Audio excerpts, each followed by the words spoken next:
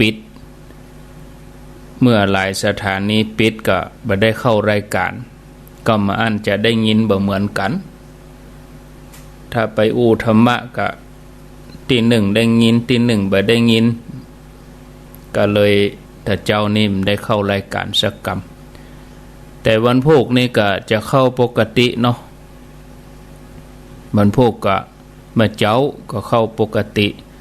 เมื่อแรงก็มีปกติเนอะศรัทธาญาติโยมวันพุธก็ปกติเหมือนเดิมบ่ายสามมาปะกันแล้วบ่เฮอได้ขาดแคลวเสียเวลาพ่อแม่ศรัทธาญาติโยมท่านผู้ฟังหนทางทั่วทุกแห่งในโลกล้วนแต่บ่มีความปลอดภัยเพราะบอกว่าเราจะเดินทางไปทางน้ำก็เสี่ยงกับคลื่นลมมรสุมเป็นเหตุให้เรืออับปางอย่างที่เปิ้นมีข่าวเรือออกไปกลางทะเลเรือล่มอับปางเรือบรรทุกถึงรถบรรทุกถึงคนเดินทางไปทางอากาศก็เสี่ยงกับก้อนเมฆพายุฝนบางทีเครื่องบินกำลังจะลงทัศนวิสัยบดีก็เสียเวลาบางทีก็อันตรายตกหลุมอากาศพ่องถ้าไปทางบกก็เสี่ยงกับอุบัติเหตุระหว่างทางแม้ญาติโยมจะประกอบธุรกิจการงานอันยังก็เสี่ยงกับภาวะการผันผวนทางด้านเศรษฐกิจบ้านเมืองภาวะขาดทุนก็จะต้องปะกับกู้แข่งความแปรปรวนทางด้านเศรษฐกิจอย่างโรคโควิดเนี่ยญาติโยมก็ทำให้ขาดหมดเลยท่านผู้ฟังญาติโยมทั้งหลายมีเพียงหนทางสายกลางทางสายเอกสายนี้เท่าอันที่จะนำพาชีวิตเฮาไปสู่ความสุขความปลอดภัยเป็นทางที่จะนำใจของเฮาญาติโยมท่านทั้งหลายมีภาษิตปรากฏในธรรมบทคุทกนิกายแปลความแล้วว่านายโคบาลย่อมต้อนโคทั้งหลายไปสู่ที่หากินด้วยต้นไม้ฉันใดความแก่ชราและความตายย่อมต้อนอายุของสัตว์ทั้งหลายไปฉันนั้นนายโคบาลก็คือคนเลี้ยงงัวคนเลี้ยงงัวนี่จะทำหน้าที่ที่จะต้อนงัวไปตามตงหญ้าแล้วก็สายตาก็บละก็ต้องสังเกตตลอดทั้งวันตกเมื่อค่ำยามแลงคนเลี้ยงงัวหรือว่านายโคบาลนี่เปิ้นก็จะต้อนฝูงงัวปิกมาตีแหล่งปิกมาตีคอกทำอย่างเนี้ยญาติโยมเป็นวันเป็นเดือนเป็นปีจากงัวตัวน้อยก็มาได้เจริญเติบโตใหญ่เต็มที่เมื่อถึงเวลาก็ต้อนเข้าไปสู่โรงฆ่าสัตว์เหมือนชีวิตเฮาก็เหมือนเดียวกันญาติโยมถูกความชราถูกความแก่ถูกพญามัจจุราชต้อนอายุของเฮาไปสู่ความเสื่อมสลายไปทุกขณะทันทีที่เฮาเกิดมาเป็นมนุษย์ชีวิตของเฮาก็เหมือนแสงเทียนที่ถูกจุดขึ้นแสงเทียนที่ถูกจุดขึ้นก็สว่างไสวส่องแสงแจ้งไปเลยเมื่อใดไส้เทียนหมดเชื้อเพลิงหมดก็ดับวูบไปในที่สุดบางครั้งบางคราวเฮาก็จะพบว่าถ้าเทียนบางเล่มโดนลมพัดก็จะต้องดับวูบลงกลางคันบ่ได้ให้ความสว่างไสวจนไส้เทียนหมดบ่เหมือนกับเทียนเล่มอื่น ชีวิตของคนเฮาบางทีก็ดับตั้งแต่อยู่ในท้องแม่บางคนก็ตั้งแต่เป็นละอ่อนอย่างกับข่าวที่ญาติโยมติดตามกันเนี่ยน้องชมพู่เนี่ยชีวิตก็จะต้องมาสูญเสียขณะที่ยังเป็นละอ่อนอยู่บางคนก็เป็นหนุ่มเป็นสาวกำลังห่ำกำลังเฮียนกำลังศึกษาหาวิชาความรู้นอกนั้นก็ไปตามลำดับเท่าแก่ไปบางคนก็ถูกโรคภัยไข้เจ็บมาเบียดเบียนบางคนก็เพราะอุบัติเหตุฉะนั้นการพลัดพรากของแต่ละคนต่างก็มีความแตกต่างกันไปความแน่นอนของชีวิตว่าจะไปวันใดสถานที่ไหนตอนไหนเป็นสิ่งที่กำหนดบ่ได้ขึ้นอยู่กับคุณงามความดีขึ้นอยู่กับบุญนำกรรมแต่งแต่ถึงอย่างใดเฮาท่านทั้งหลายก็จะต้องจากโลกนี้ไปเหมือนกันหมดเพียงแต่ว่าจะจ้าจะเวยต่ออันญาติโยมยังได้ก็ตามญาติโยมท่านผู้ฟังจะเวยจะจ้าก็บ่ได้เป็นเครื่องวัดความโชคดีที่ได้เกิดมาเป็นมนุษย์เฮาต้องพอตัดสินขณะที่มีชีวิตอยู่ว่าเฮาได้ทำงานทำคุณงามความดีเฮาได้สร้างบารมีเฮาได้สั่งสมบุญกุศลไว้อย่างใดพ้องญาติโยมท่านทั้งหลายพอไปถึงชีวิตหลังความตายว่าเมื่อเฮาจากโลกนี้ไปแล้วเฮาจะไปไหนไปสุคติก็ว่าทุกขติเมื่อเฮาเข้าใจอย่างนี้แล้วเฮาก็จะต้องบ่ประมาทในการดำเนินชีวิตโดยการหมั่นเข้าหาในการสั่งสมบุญกุศลก่อนที่จะหมดเวลาในโลกนี้กันเดียวกันเนยโยมเนอะเจริญปนนมัสการเจ้าสถานีมันมาดีกับเจ้าสถานีที่ไหนแม่อันใส่เนี่ยกะเสาบาแล้วเตืออ๋อเปิ้นกำลังของลุงโดมก็บ่มีกับเจ้าลุงโดมมีกะไหลพ่อกะป้าห่อซ้อหาป้าไหลมจับนี่อยู่ไหนอ่ะอยู่ประเด็นนั้นยายน้อยที่บ้านป้านวลป้าทีมน่ะกะน่าจะได้ประแดดน่าจะได้ 89.5 เนอะเจ้าเจ้านมัสการเจ้านะก็ก่อนหน้าก็ได้ยินศรัทธาโถอดเหมือนกันก็อินดูบ่เนาะอันเนี้ยญาติโยมเปิ้นเคยฟังแล้วเปิ้นโหยหาเนาะอันนี้แสดงว่าเข้าถึงชีวิตเข้าถึงจิตใจเปิ้นแล้วเปิ้นโหยหาอาตมาก็กดวางไปหลายเบอร์แล้วนะแต่อันนี้ก็อินดูเปิ้นบ่ได้รับคำตอบสถานียังบ่ดีเตื้อเปิ้นปกเสากำลังได้9 ต้น10 ต้นอยู่ต้นไม่ใช่ต้นมีถึง20 ต้นนู้นได้กึ่งเดียวอยู่ฝนตกห้ำก็จะเป็นต้องลงมามันอันตรายอยู่กับเสาอยู่กับเล็กกับอย่างเนาะอันตรายใจเฮาเนี่ยใครแปลงวันเดียวแล้วอู้ถึงคนฟังแต่มันเป็นอย่างอันบ่ได้เฮามันเปลี่ยนไปบ่ได้นอกจากโดเรมอนเท่านั้นจะเนี่ยได้เนาะมันแบบคนเฮามันแบบใจผู้วิเศษทำบ่ได้ก็ไปตามเรื่องนะญาติโยมเนาะเฮาจะต้องบ่ประมาทในการดำเนินชีวิตมันเข้าหามันที่จะสั่งสมบุญก่อนที่ความพัดภาคจะมาถึงเฮาเหมือนเรื่องของคนมีบุญคนหนึ่งเปิ้นได้สร้างกุศลก่อนที่พญามัจจุราชจะเอาชีวิตไปเรื่องราวนี้เกิดขึ้นในสมัยพุทธกาลก็เล่าเรื่องให้ญาติโยมฟังกันไปเป็นคติประกอบเนาะ มีพระภิกษุรูปหนึ่งเปิ้นได้ออกบิณฑบาตที่กรุงรัชคฤห์เพื่อจะไปเป็นเนื้อนาบุญโปรดพุทธศาสนิกชนโปรดญาติโยมตามปกติ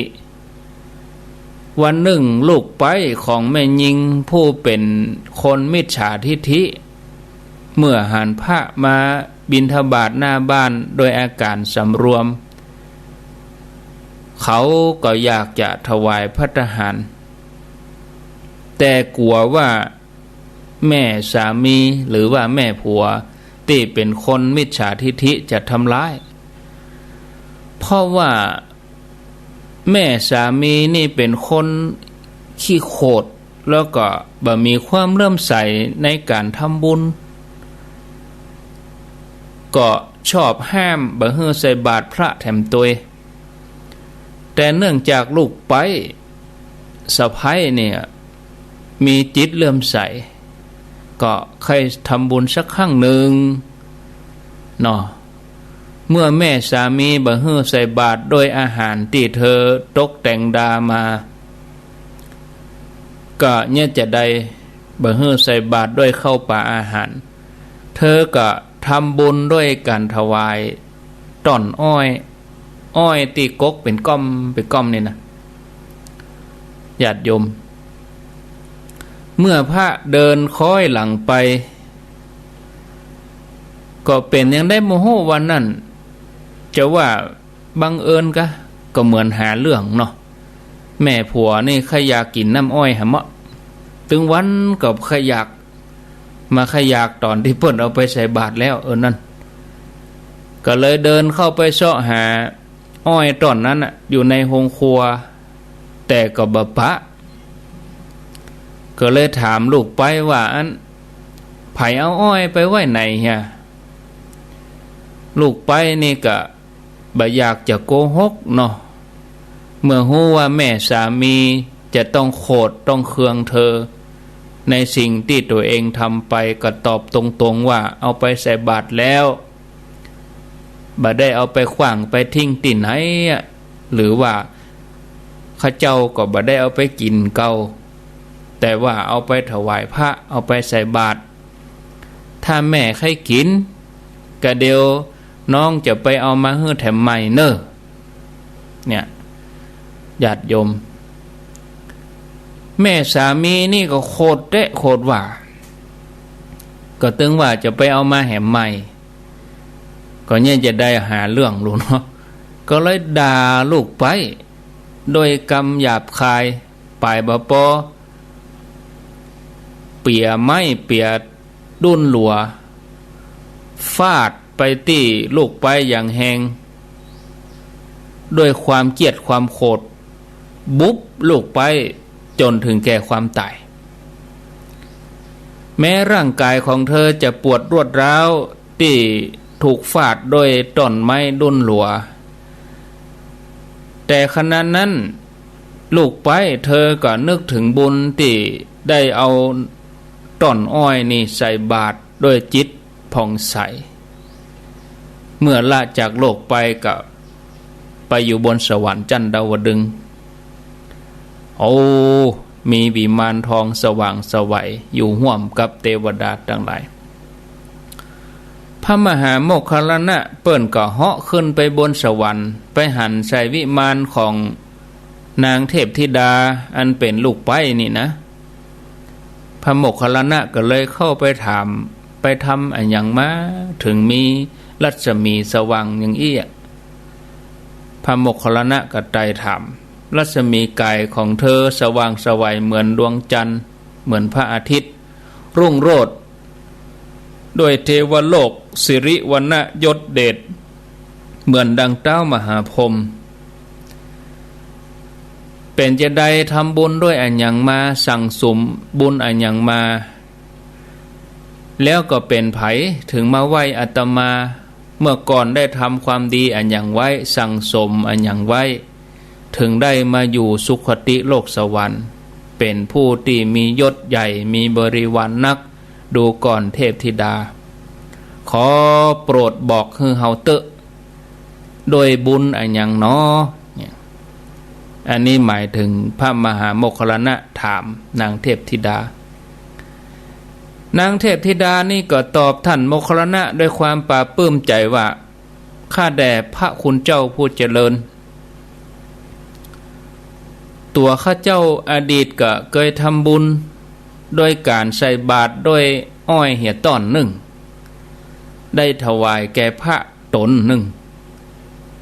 นางก็เล่าบุพกรรมตัวเองด้วยความเบิกบานใจในการทำบุญโดยจิตเลื่อมใสบาอะไรใจคล่องบุญนั้นก็ยิ่งใหญ่ไพศาลทำให้เธอได้เกิดเป็นเทพธิดาอยู่บนสวรรค์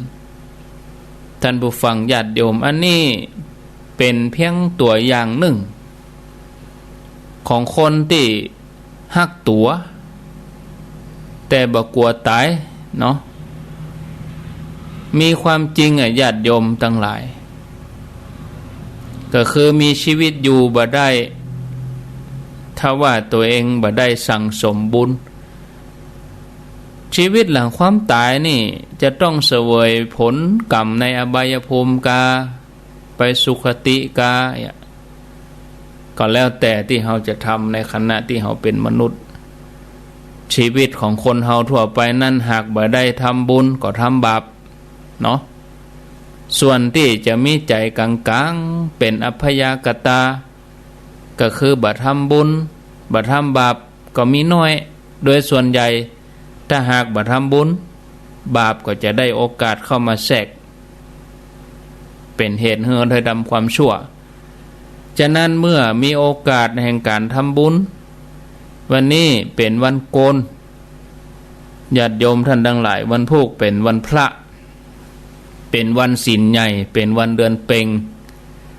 เขาก็หาโอกาสญาติโยมทั้งหลายในการที่จะสั่งสมใจโอกาสแต่ละช่วงของชีวิตเขานั่นน่ะมีการช่วงชิงอยู่ตลอดเวลาเนื่องจากกรรมที่เขาทำไว้ในอดีตมีตึงกุศลอกุศลมีตึงดีตึงให้วิบากกรรมจะโดยส่งผลเมื่อใดเฮาก็บ่ฮู้เพราะฉะนั้นทำบุญหรือยังได้ก็ตามสุดท้ายทุกคนก็ต้องจากโลกนี้ไปใครจะไปโวยไปจ้าหรือว่าไปเพราะเหตุใดอันนั้นบ่สำคัญตัดที่ว่าก่อนที่จะจากโลกนี้ไปไผได้สั่งสมบุญมากนักน้อยไปกว่ากันเนาะก่อนจะจากโลกนี้ไปจิตใจไผผ่องใสนักน้อยไปกว่ากันเนาะเมื่อจากโลกนี้ไปแล้วจะไปที่ไหนฉะนั้นเมื่อตัดสินใจจะทำความดีอย่างสักอย่างหนึ่งก็จะไปรอช้าจะไปลังเลทุ่มเทจิตใจแล้วก็ให้ใจของเฮาอิ่มอยู่ตลอดเวลาบุญนี่จะหนุนนำให้เฮามีความสุขถึงโลกนี้โลกหน้าพ่อแม่ศรัทธาญาติโยมท่านสาธุชนทั้งหลายการที่เฮาจะไปสู่จุดหมายสูงสุดของพระพุทธศาสนาเนี่ยต้องใจความเปลี่ยนนะมนุษย์เฮากูคนที่เกิดมาในโลกเนี่ยบอกว่าจะอยากดีมีจนมีเชื้อชาติศาสนาใดเผ่าพันธุ์ใดก็ตามเนาะบอกว่าเป็นคนเมืองคนไทยเป็นฝรั่งคนต่างประเทศเนาะก็ปรารถนาความสุขเหมือนกันทั้งนั้นฮักสุขเกลียดทุกข์เหมือนกันน่ะความสุขแต่ละคนที่เฮาได้รับปัจจุบันนี้ก็บ่เท่ากันเนาะบางคนเกิดมาพร้อมหมดกุอย่างเกิดในตระกูลสูงมีฐานะครอบครัวดีชีวิตเจริญรุ่งเรืองมีความสุขบางคนเกิดมาก็ตกทุกข์ได้ยากฐานะต่ำบ่มั่นคงลุ่มๆดอนๆมีความทุกข์อันนี้ก็เพราะว่าการสร้างเหตุในอดีตถ้าไผสั่งสมความดีสั่งสมบุญไว้นักก็จะได้รับความสุขนักไผสั่งสมบุญมาน้อยก็ได้รับความสุขน้อย บุญนี่เป็นชื่อของความสุขนะญาติโยมนะโดยย่อก็มี3โดยขยายก็มี10เนี่ยบุญกิริยาวัตถุ10อย่างบุญกิริยาวัตถุ3เนี่ยทานศีลภาวนาเนี่ยพ่อแม่ศรัทธาญาติโยมการที่คนถึงพร้อมด้วยโภคสมบัติเพราะเขาสั่งสมการทำบุญถึงพร้อมด้วยรูปสมบัติเพราะว่าเขารักษาศีลเขามีสติปัญญาดีเพราะเขาเจริญสมาธิภาวนาท่านผู้ฟังญาติโยมท่านทั้งหลายเฮาสังเกตพ่อแม่เฮาปู่อุ้ยแม่มอนเฮากูยุคกูสมัยที่เปิ้นได้ดำเนินชีวิตตามหลักของพุทธศาสนาทานศีลภาวนาสืบต่อเนื่องกันมา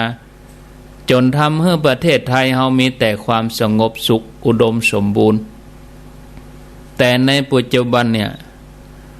เฮาทั้งหลายให้ความสนใจในทางวัตถุหนักจนลืมพัฒนาจิตใจของคนก็ทำให้ประมาทเลินเล่อในการที่จะสั่งสมบุญบางคนมีความเข้าใจบ่ถูกต้องเกิดว่าบุญบาปบ่มีเพราะเป็นของที่พ่อบ่หันก็เลยบ่เชื่อเรื่องบุญเรื่องบาปเรื่องกุศลแต่ผู้ฮู้ทั้งหลายเปิ้นได้พิสูจน์แล้วเปิ้นพิสูจน์มาแล้วว่าบุญบาปมีจริงอันนี้เป็นของละเอียดที่จะฮู้หันด้วยการทำเองปัจจัตตังฮู้ได้เฉพาะตนสิ่งที่ละเอียดก็ต้องอาศัยใจที่ละเอียดอาศัยของหยาบมันก็บ่หันน่ะเฮาก็ต้องทำใจของเฮาให้ละเอียดบางทีมันก็เกินกว่าวิสัยของปุถุชนคนเฮาธรรมดาเฮาไปเทียบกันบ่ได้ยังกำลังของอรหันต์เจ้ากำลังอริยเจ้ากับกำลังเฮาธรรมดาเทียบกันก็ยังเอารถเครื่องไปวิ่งแข่งรถเก๋งกำลังบ่เท่ากันเอานักกีฬาสมัครเล่นไปโล่นแข่งกับนักกีฬาโอลิมปิกที่เพิ่นฝึกทุกวันก็บ่เท่ากันนะเฮาจะไปเอาวิสัยของปุถุชนธรรมดาเฮาอย่างที่เฮากึดเอาคนเดียวแล้วไปสันนิษฐานเอาเนี่ยมันเป็นไปไม่ได้เนาะเป็นสิ่งที่เฮาบ่ควรจะคิดอาทิตย์ก่อนถึงเรื่องอาจินไตยกับท่านพระครูสุเมธธรรมเสวีอาจินไตยได้กันไปนักญาติโยมนะก่อนจะหมดเวลานี่ก็จะเล่าเรื่องให้ญาติโยมได้ฟังแหมสักเรื่องหนึ่ง15:35 นาทีก็คงจะพอดีเนาะก็เดี๋ยวก็จะวางสายให้ญาติโยมเปิ้นโทรในสมัยพระพุทธเจ้ากัสสปะสัมมาสัมพุทธเจ้ามีภิกษุ2 รูปภิกษุ2 รูปนี่เปิ้นเป็นเพื่อนฮักกันถึง2ก็มีศีลมีปัญญาเสมอกันได้รับการอบรมมาอย่างดี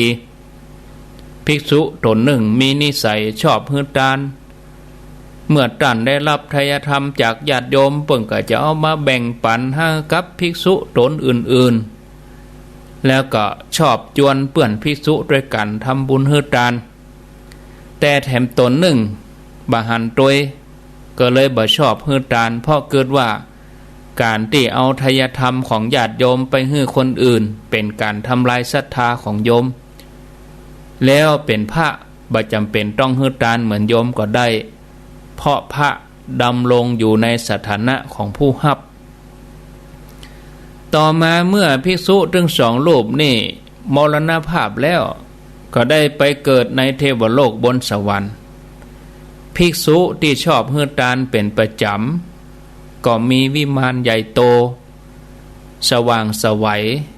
มีอายุวรรณะสุขภละมียศมีอธิปไตยก็คือความเป็นใหญ่เหนือกว่าภิกษุที่บ่ได้ฮือทานภิกษุทั้ง2 ตนนี่ก็วนเวียนตายเวียนเกิดในโลกมนุษย์กับเทวโลกอยู่1 พุทธันดรเมื่อมาถึงสมัยพระพุทธเจ้าของเฮาสมณะโคดมโคตมะของเฮานี่ ภิกษุทั้งสองรูปนี่ก็ลงมาเกิดพร้อมกันลงมาเกิดพร้อมกันภิกษุตนที่ชอบเฮือตานได้ไปเกิดเป็นลูกพญาเจ้าเมืองคือเป็นพระโอรสของพระเจ้าประเสนที่โกศลเมื่อประสูติก็ได้บรรทมอยู่ในอู่ทองภายใต้เสวตฉัตรแถมรูปหนึ่งไปเกิดเป็นลูกนางสนมนอนอยู่เปธรรมดาก็นอนอยู่ข้างๆโอรสนั่นแหละ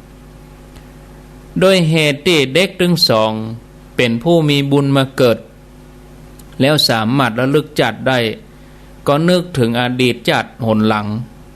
ที่ส่งผลมาถึงปัจจุบันพระกุมารก็เลยอู้กันบอกว่าอันเนี้ยท่านบ่เจือกรรมจักจวนของเฮาลูกว่าฮือมันทำบุญฮือทานหันก็เกิดมาเนี่ยเฮานี่ได้นอนในอู่ท้องท่านนี่ได้นอนอู่ในเปธรรมดาเฮาได้เป็นลูกพญาเจ้าเมืองท่านได้เป็นลูกนางสนมหันหรือยังเนี่ยบ่ฟังกรรมเฮาลูกส่วนลูกนางสนมก็ตอบว่าโอ้ท่านฮู้อย่างอี้แล้วเนาะท่านฮู้แล้วบ่ใจกาว่าสิ่งทั้งหลายทั้งปวงเป็นเพียงปัทวีธาตุจะไปมัวยึดมั่นถือมั่นเนี่ยหยังบังเอิญนางสนมซึ่งเป็นพี่สาวของพระกุมารน้อยได้ยินคำอู้ของทารกทั้งสองด้วยความแปลกใจว่าเราอ่อนน้อยนี่เกิดมาอู้กันนะคือว่าน้องบ่าวของตัวเก่าเนี่ยคงจะเป็นผู้มีบุญนักสามารถอู้ได้ตั้งแต่เป็นทารกก็เลยสงสัยในคำอู้ของละอ่อนอู้กันก็ไปถามพระพุทธเจ้าว่าพันเตข้าแด่พระองค์ผู้เจริญ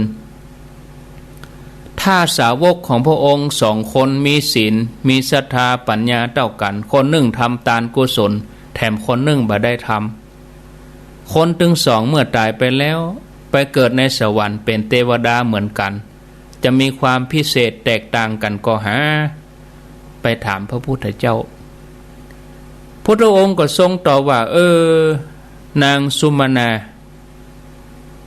คนทั้งสองจะมีความพิเศษแตกต่างกันคือผู้ที่ฮือทานย่อมได้รับสมบัติอันเป็นทิพย์ดีกว่าเลิศกว่าผู้ที่บ่ได้ฮือทานเลยโดยอายุวรรณะโดยสุขะโดยยศอธิปไตยความเป็นใหญ่พระนางสุมาณาก็ถามพระพุทธเจ้าต่อไปแถมว่าจาว่าเทวดาทั้งสองจุติจากเทวโลกมาสู่ความเป็นมนุษย์คนทั้งสองจะมีความพิเศษแตกต่างกันก็หาพระพุทธเจ้าก็ตอบว่าสุมาณาคนทั้งสองนั้นย่อมมีความพิเศษแตกต่างกันคือคนที่หมั่นทำบุญเฮือทานทำกุศลถ้าเป็นมนุษย์เนี่ยจะได้รับอย่างที่ดีกว่าผู้ที่บ่ทำกุศลโดยเหตุ5ประการคืออายุวรรณะสุขะยศแล้วก็อธิปไตยแห่งความเป็นมนุษย์นางสุมาณาก็ถามแถมต่อว่าถ้าคนทั้งสองออกบวชเป็นพระเหรอถ้าได้บวชเป็นบรรพชิตเหมือนกันจะมีความพิเศษแตกต่างกันก็เจ้าเนาะเป็นกรรมบ้านเฮาพระพุทธเจ้าพระองค์ก็ตอบว่าสุมาณาเฮ้ยคนทั้งสองนี่นะย่อมมีความพิเศษแตกต่างกันคือคนที่หมั่นทำบุญฮือทานเมื่อไปบวชแล้วก็สมบูรณ์ด้วยปัจจัย4ดีกว่าคนบ่ฮือทานและเพื่อนสหธรรมิกก็จะมีแต่ความสุขมาฮือนางสุมาณาก็ทูลถามต่อไปถามว่าถ้าคนทั้งสองนั้นจะได้บรรลุอรหันต์เหมือนกันจะมีความพิเศษแตกต่างกันก็พระพุทธเจ้าตอบว่าเฮาบ่กล่าวว่ามีความแตกต่างกันเพราะทั้งสองได้หลุดพ้นแล้วนางสุมาณาฟังแล้วก็เกิดปิติแล้วก็อุทานขึ้นว่าโอ้ข้าแด่พระองค์ผู้เจริญเป็นที่อัศจรรย์แต่หนอสมควรแล้วที่เฮากู้คนควรจะทำบุญกุศลฮือทานทำคุณงามความดีเพราะจะเป็นบุญบารมี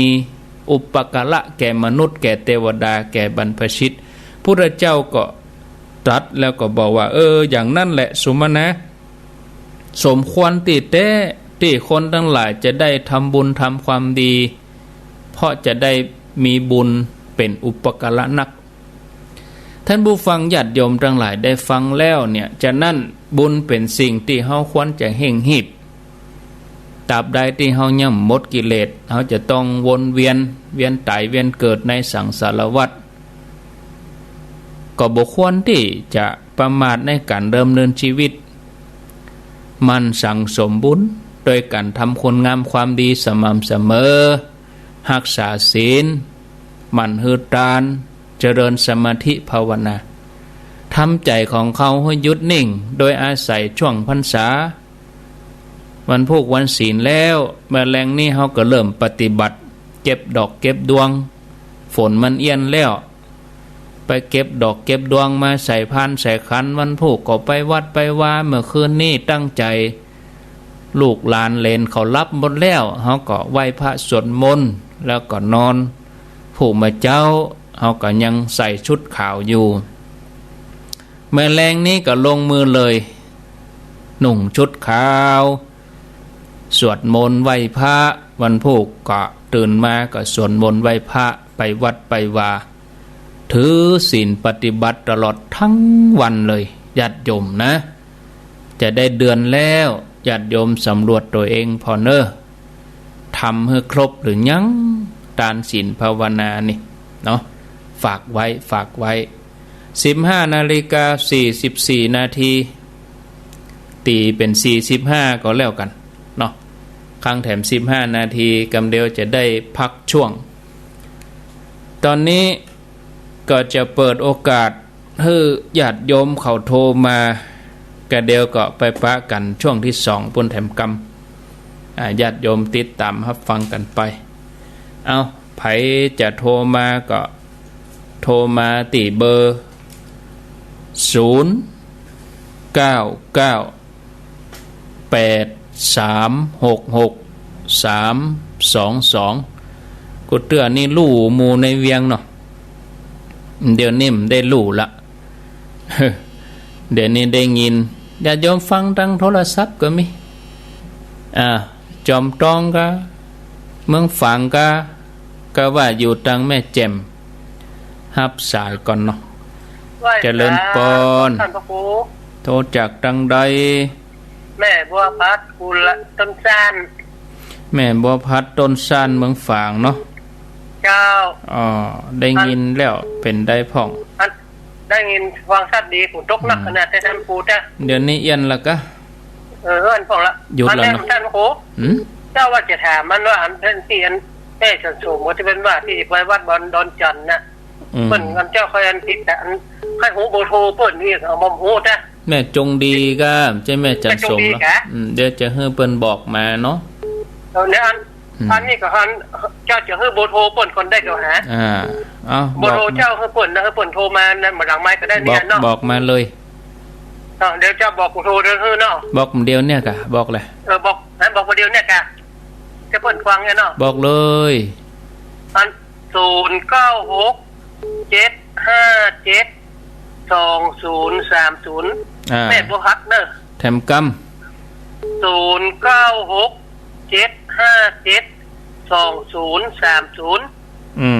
เดี๋ยวให้แม่จงดีเปิ้นโทร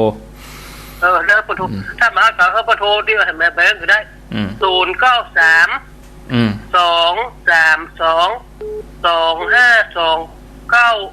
09323222529อันนี้ของลูกสาว232อัน293 อันนี้ของลูกสาวแต่เปิ้นกำลังว่าจดกันอยู่เนาะเดี๋ยวถ้าเปิ้นโทรมาก็ย้ำแหมกำโมทนาเจ้าได้ถามเปิ้นว่าเจ้าให้ไปเอวเปิ้นเนี่ยครับได้ครับโอ้จะติดต่อเปิ้นได้อย่างใดเนี่ยครับเปิ้นโทรเนาะอันฟังกันทำมาเมื่อเช้าก็โอ้แต่อันท่านพระครู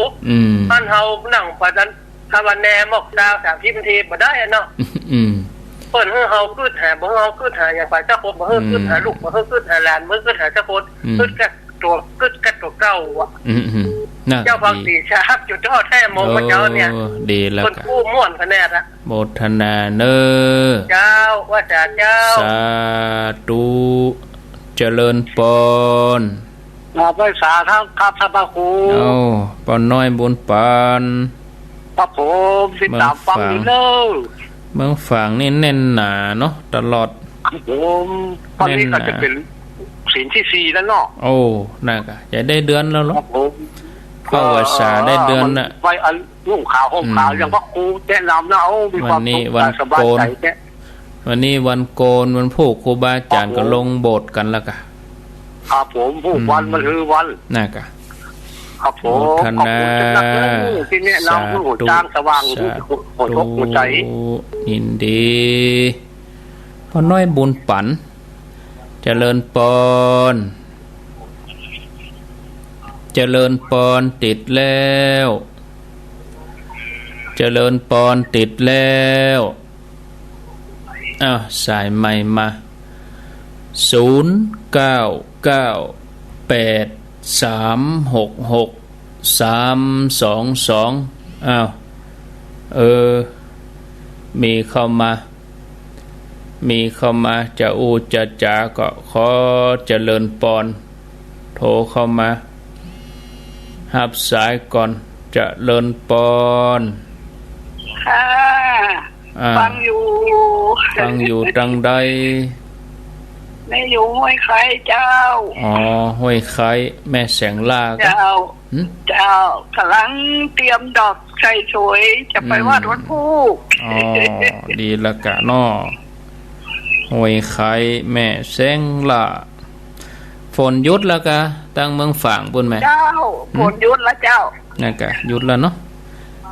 ข่าวก็ว่าตึกวันที่4ข่าวตึกวันที่4อีหรอฝนเนี่ยตกจนมาตะคืนมาแล้วบุญกับบุญจูท่านพระครูเนอะอยู่ด้วยกันเหมือนสาธุกำลังดีเทียนอยู่เนอะปีนี้เจริญปอนเจ้าข้าพเจ้าเจ้าแม่มเจ้ามาจะได้แม่ปราณีเขาว่าท่านพระครูมันมีเครือข่ายอย่างนี้ก็อู้เขาเนาะอู้เขาว่ามันมีเครือข่ายอย่างนี้เพิ่นก็สอนเขาไปถึงวันเนี่ยก็เขาก็พยายามฟังอยู่น้อยถ้าสมมติว่าเขามาเข้าใจเขาฟังไปมันจะเข้าใจอะค่ะอู้เขานะแล้วแต่วนก็ว่ามันมีเวลาฟังว่ะมีเวลาอย่างใดมีเวลาว่ะถ้าเกิดที่ฟังเพลงดูละครน่ะดูละครยังนั่งฟังถึงได้ถึงหน้าอ่ะวิทยุนะเขาตั้งไว้ที่เก่าเนาะเขาจะไปไหนเขากดไปได้อยู่หมดเนี่ยจำได้เนาะแล้วแต่เปิ่นเนาะว้าวแล้วแต่นกบ่บินบ่จ้างกำปีกเนาะอย่างเอาวันกินข้าวนะก็อันใช่ไหมครูถ้าเขากินเขาก็อิ่มได้พันน้ำกินเขาก็อิ่มนะของบะมักบะจ้างครับจำของบะลำบะจ้างกำป้อนเจ้าจ้าตูอันนี้แล้วแต่ใครจะหุ่มบ่หุ่มไปฟังบ่ฟังอันนี้ก็ตามเจตนาเจริญปอนเจ้าสาธุเจ้าจากดังใดฟังเพชรเจ้าหนองแปดโอ้แม่ปราณีกะเจ้านี่กับปราณีเหมือนกันแต่กี้ปราณีเมืองฝางอันนี้ปราณีสันปะตองหนองเต้นฟังที่บ้านทุ่งกะฟังบ้านทุ่งเรดิโอเนาะไม่ใช่เจ้าฟังจากวิทยุวิทยุไหนวิทยุไหนสัมพันธ์สมาพันธ์สื่อวิทยุมีที่ไหนแม่สมาพันธ์สื่อวิทยุพระพุทธศาสนาเปิดฟังทางเว็บไซต์อีกอะฟังทางอินเทอร์เน็ตฟังทางอินเทอร์เน็ตอีกอะเนาะอันนี้ท่านพระครูปะเนาะไผ่ท่านพระครูวัดสายหิน ฟังทางอินเทอร์เน็ตไปหันเปิ้นแปลงเสาแล้วก็เจ้าได้เกิงเดียวเนี่ยกะฝนตกห้ำเปิ้นน่ะเจ้าท่านพระครูเปิ้นก็อยู่เนี่ยน่ะกะไปเอี่ยวหาพ่อไปหอมกันน้ำกาแฟดีแล้วอนุโมทนาม่วนใจดีเนาะเจ้าจบดีจบไปตั้งนั้นกับไปแวะเนี่ยทำบุญมีสุขเนอเจ้าแม่ปราณีก็บอกมาว่าฟังเนี่ยกะลูกสาวแปลงอ๋อก็3 โมงก็ฟังของลุงดมนี่กะแม่มันจะมาให้ออกออกกันเดือนนี้ก็เปิ้นก็ออกอยู่ล้อมเดี๋ยวเปิ้นออกบ่าย3ถึงวันก็ออกก็บ่าย3เปิ้นออกถึงวันอีแม่มไหลไปมันได้หรอกอีแม่บ่เปิดฟังนี่ก็สะดวกดีจ้ะเอาสมัครใจว่าเนาะเอาสะดวกว่าพอมาถวายกำลังใจเจ้าเอาสะดวกว่าเอาบ่ไหลหาคนเดียวหลู่ก็ไปปะจะได้เจริญปนไหว้สาเจ้าโทรจากดังใดท่านพระเจ้าอยู่ตัดตอนอยู่ตำบลตัดตอนบ้านท่ามะแกงเจ้าตัดตอนแม่อายปุ่นกะเจ้าท่ามะแกงตัดตอนปุ่นฝนตกก็แม่มันมีฝนเจ้ามีฝนตะวันเข้ามานี่มีได้ยินทีก่อนนี่เจ้าได้ยินจะทีเจ้าฟังกันมาเมื่อละกะก็ฟังมาเมื่อแล้วก็โทรมาได้เจ้าวันนี้เสร็จจะได้วันนี้มันโทรได้วันนี้จบดีข้าถามว่าอันพระคุณเจ้าจะมาที่วัดพระบาทอุดมเดือนใดก็ว่าเดือนนี้หรือว่าเดือนใดเจ้า12 กันยาเนอะเดือนหน้าปุ่นก่อนโอ้12 กันยาก็เจ้าวันที่12 กันยาก่อนมาเจอเดือนนี้เด้อ12 กันยาเดือนหน้าก่อนเนอะเจ้าก็ยังว่าเดือนนี้ใจอ่ะตุลุงยองอู้กูเจ้าอ่ะเขียนปฏิทินไว้เอาปากกากระบาดไว้มาแล้วเจริญปนติดแล้วมาแล้วนะ2534ทางใต้2534เจ้าไผดักแสบเจริญปนไว้สาเจ้าโอ้ลับละไอ้ก็ใหญ่อ้วนมันได้รับรถมันกายมันได้ดีเจ้าดีเลยบ่เจ้ากับแขนแล้วเจ้ากับแขนกับมือดีแล้วกะดีแล้วแขนมาเป็นมาดีแล้วสบายแล้วเจ้าไปไหนมาไหนได้แล้วเนาะเจ้าสบายมากแล้วเนาะเจ้าสบายดีแล้วเจ้าฟังชัดอยู่ก้าของลุงดมนี่เจ้าฟังเอาอยู่เด็กเจ้าได้ฟังชั่วโมงกันยังแขวนเนาะยายอ้วนเนาะเจ้าอดเอาแหมสักเจ้าอดเอาเนี่ยกับบุญนะกะอดเอาอินดีเนอเจ้าว่าของลุงดมฟังชัดอยู่เจ้าแล้วแต่คืนนี้กะนักเชฟอ่ะแต่คืนมันเป็นฟ้าเป็นฝนเปิ้นก็ปิดเหี้ยกะนั่นน่ะแม่เจ้าก็บ่ได้ยินเป็นฟ้าเป็นฝนเปิ้นก็ปิดเหี้ยไว้แสดจ้าอันนี้เฮาฮู้กันไว้ละไว้ในฐานที่เข้าใจเป็นฟ้าเป็นฝนก็อันตรายลึ่งตึงตั้งใครจะมารับผิดชอบถ้ามันไฟกระชากกะฟ้าแม่ฟ้าห้องกะแต่คืนก็ตรงนี้น่ะลึ่งน่ะอันนี้เป็นอย่างไปแล้วโคไปใหญ่ได้ปวดหัวแล้วปวดโคได้ฟังกันเหียตึงหมู่กะเนาะเอามีก็เข้ามาแถม0998366322บะมีก็จะพักก่อนพักช่วงแรกนี่เต้าอีเนอพักช่วงแรกแจ้งย้ำตังเมืองฝางบ่ใจ12 สิงหานะ12 กันยานะเดือนหน้าปนก่อนเนอะที่จะไปนะพระบาทอุดมแต่12 สิงหานี่งานที่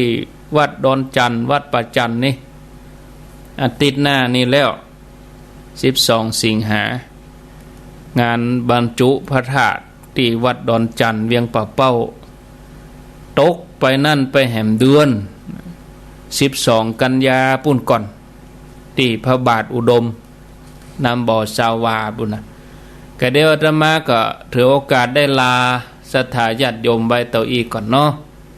พักช่วงนี้ฟังได้นี้ไปไหนเตือนเนอะญาติโยมเนอะฝากสปอร์ตไว้นี่ก็เดี๋ยวจบหมดเวลาก็ไปปะกันช่วงที่2บุญแถมกามเนาะญาติโยมท่านทั้งหลายเจริญพร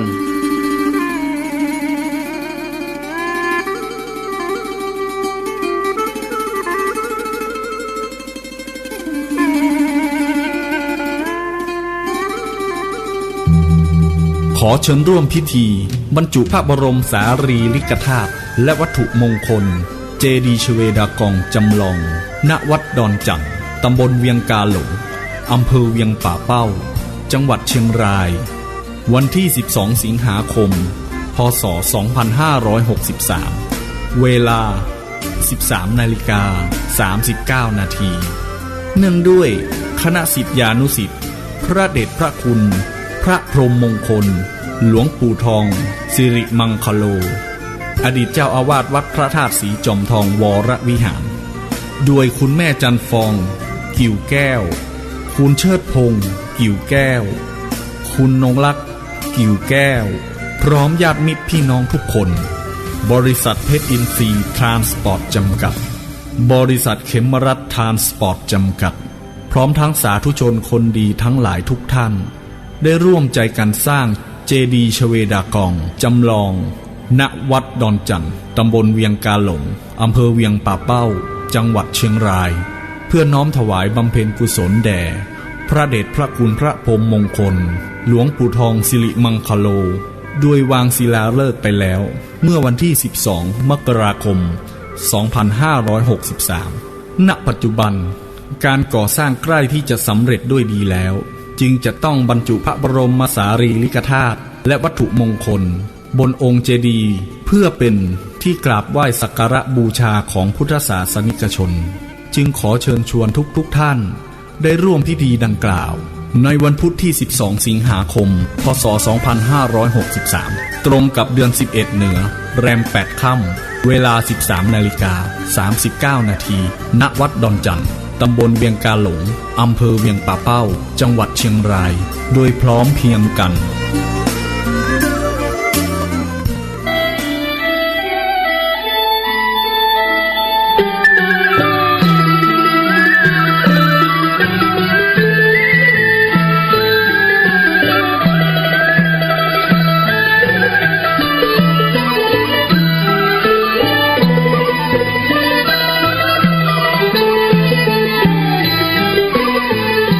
เชิญร่วมพิธีบรรจุพระบรมสารีริกธาตุและวัตถุมงคลเจดีย์ชเวดากองจำลองณวัดดอนจันทร์ตำบลเวียงกะหลงอำเภอเวียงป่าเป้าจังหวัดเชียงรายวันที่12 สิงหาคม 2563 เวลา 13:39 นาทีเนื่องด้วยคณะศิษยานุศิษย์พระเดชพระคุณพระพรหมมงคลหลวงปู่ทองสิริมังคโลอดีตเจ้าอาวาสวัดพระธาตุสีจอมทองวรวิหารโดยคุณแม่จันฟองกิ่วแก้วคุณเชิดพงษ์กิ่วแก้วคุณนงลักษณ์กิ่วแก้วพร้อมญาติมิตรพี่น้องทุกคนบริษัทเพชรอินทรีย์ทรานสปอร์ตจำกัดบริษัทเข็มรัฐทรานสปอร์ตจำกัดพร้อมทั้งสาธุชนคนดีทั้งหลายทุกท่านได้ร่วมใจกันสร้างเจดีย์ชเวดากองจำลองณวัดดอนจันทร์ตำบลเวียงกาหลงอำเภอเวียงป่าเป้าจังหวัดเชียงรายเพื่อน้อมถวายบำเพ็ญกุศลแด่พระเดชพระคุณพระพรหมมงคลหลวงปู่ทองสิริมังคโลโดยวางศิลาฤกษ์ไปแล้วเมื่อวันที่12 มกราคม 2563 ณ ปัจจุบันการก่อสร้างใกล้ที่จะสำเร็จโดยดีแล้ว จึงจะต้องบรรจุพระบรมสารีริกธาตุและวัตถุมงคลบนองค์เจดีย์เพื่อเป็นที่กราบไหว้สักการะบูชาของพุทธศาสนิกชนจึงขอเชิญชวนทุกท่านได้ร่วมพิธีดังกล่าวในวันพุธที่12 สิงหาคม 2563ตรงกับเดือน11เหนือแหม8ค่ำเวลา 13:39 นาที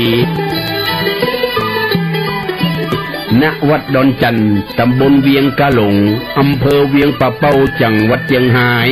โดยพร้อมเพรียงกัน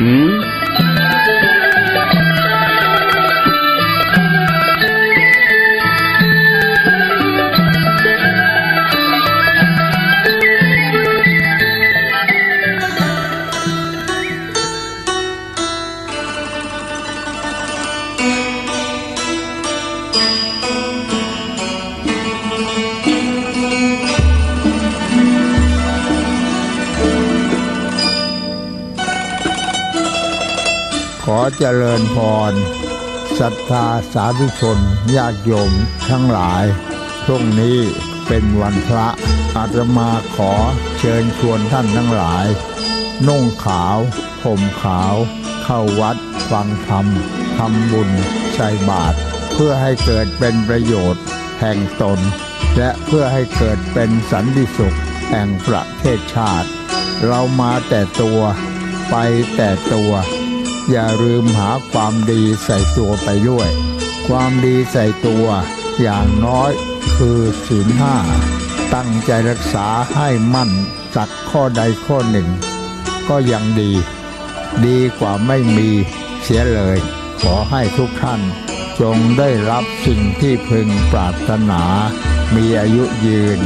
มีทรัพย์สมบัติมากมีปัญญาเฉียบแหลมทุกประการเถิด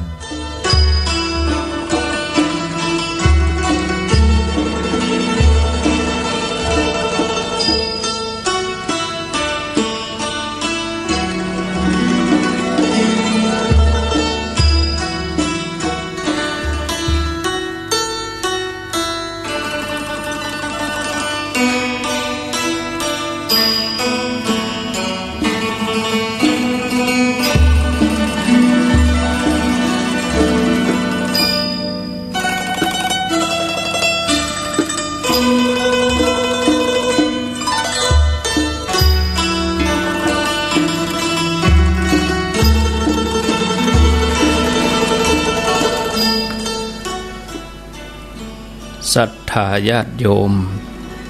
ท่านสาธุชนคนดีทั้งหลายทุกท่าน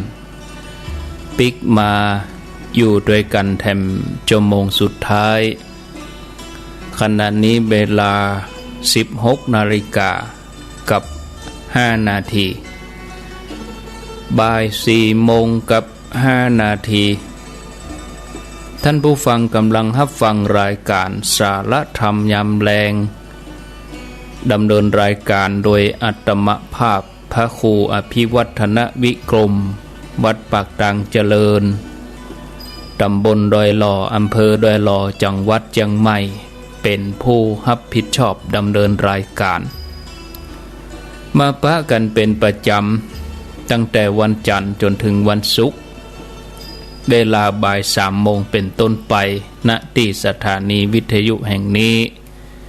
วันนี้เป็นวันโกนญาติโยมท่านทั้งหลายวันพุธเป็นวันพระเป็นวันศีลเป็นวันธรรมสวนะแล้วก็เป็นวันศีลใหญ่ตัววันพุธเป็นวันเดือนเพ็ญครูบาอาจารย์พระเจ้าประสงค์เปิ้นก็จะได้ไปลงโบสถ์วันพุธเป็นวันเดือน11เพ็ญถ้าเป็นเดือนทางใต้ก็เป็นเดือน9เดือนทางเหนือเฮาก็เป็นเดือน11เข้าวัดสามาได้1 เดือนแล้วญาติโยมท่านทั้งหลายก็เหลือเวลาแถม2 เดือนเนาะ2 เดือนออกวัดสากำนั้นก็ปะหน้ากฐินเข้ากำก็เดี๋ยวก็หมดปีเนาะท่านผู้ฟังวันคืนล่วงเลยไปเผลอกำเดียวจากวันเป็นเดือนจากเดือนเป็นปีเนาะ วันเวลาเคลื่อนไปก็มาฟังกันไปแถมญาติโยมท่านผู้ฟังแต่กี้ก็มีหลายผู้หลายท่านส่วนใหญ่ก็ตั้งเมืองฝางผู้นี้แน่นหนาเนาะแม่บัวพัดแล้วก็มีป้าน้อยบุญปันห้วยไข่แม่ประณีแม่มาวขี้เล็กแล้วก็มีหนองแต้นสันปะตองนี่มาคนตาตอนแม่อายสุดท้ายก็แม่อ้วนดอยหล่อจอมตองนี่ยังมีมาโทรมาสักคนเถอะนะตั้งจอมตองตั้งบ้านโฮงตั้งเวียงหนองล่องนี่นะกูเตือนี่เปิ้นจังไปโทรลู่กันกับหมู่ในเวียงตั้งแม่แจมก็ยังมาสักเบอร์เด้อยังมาสักคนเด้อกะเดียวก็ปั่นตาหือเนาะโทรมาเด้อญาติโยม2 รอบ 3 รอบก็ตึ้มว่าหยังกันโทรมาอันเดี๋ยวนี้เฮาก็ฟังกันไปเรื่อยๆบางท่านก็ได้ฟังชั่วโมงแรกทางวิทยุชั่วโมงที่2ก็ฟังทางระบบออนไลน์ก็ขออนุโมทนาบุญติดตามรับฟังกันต่อช่วงธรรมะญาติโยมท่านทั้งหลายศาสตร์ทุกแขนงทุกสาขาวิชาที่เปิ้นได้ห่ำเฮียนกันลูกหลานไปห่ำเฮียนหนังสือก็ญาติโยมเขาที่เฮา